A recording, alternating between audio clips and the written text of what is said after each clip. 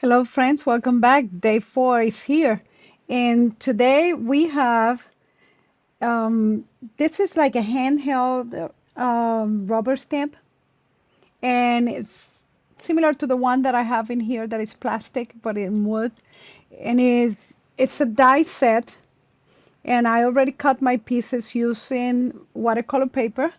And this set has 3 different sentiments. So you should be able to stamp with one of those. It had to thank you, um, love you, and also um, hello you. Here is the method that I'm going to use. And I actually did the same method for the 3 of them. I'm going to tap my ink on the die set. And this is one example of the way that it looks. It looks like it's impressed on the die, and because the ink, it defines the word a little better. I'm adding some color to my handheld rubber stamp in here, and I'm going to use a dry brush technique.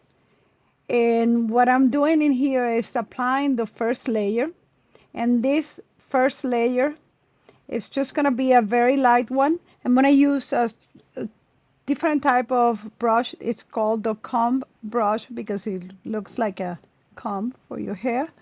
And this will give you the texture of the wood. And that's why I apply first the other layer, because I just wanted to do something simple in here. And I'm gonna do a little bit of details on the top, just a little darker on the top.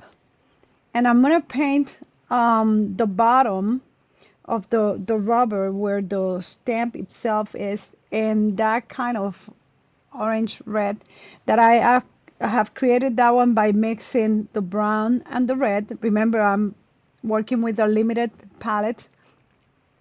And I'm gonna add also the black, that when you look at the stamp, a rubber stamp, you see the black in there, and then the red stamp.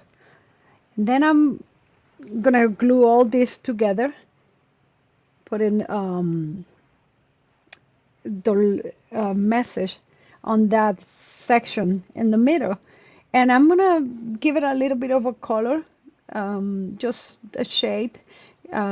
Gray is what I'm using in here just to keep it very neutral. The next thing that I need to do is the background. And for the background, I'm using a technique in here similar to those splatters. But what I'm doing is that I'm putting the ink, the watercolor paint in here in a bottle. And once I put the pigment, then I'm going to add a drop of water.